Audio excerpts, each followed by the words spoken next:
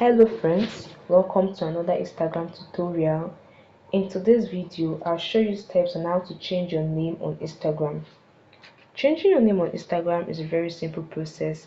So here is how you can do so on your mobile app, either the Android or the iOS device. So open Instagram on your smartphone and tap on your profile picture icon in the bottom right corner to navigate to your profile. Then tap on the edit profile option below your profile information and you are provided with this page. In the name feed, enter the new name you like to display. You can also change your username. Take note that your name is the name displayed on your profile while your username is your unique handle. So both your name and username can be changed, but your username must be unique and must not be in use by another person. Also take note that Instagram has a character limit for both the name and the username field. So make sure your name fits within this limit.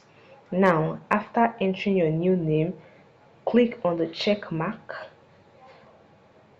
and username also. Once you've entered username, click on the check mark. And this way, you have changed your name on Instagram.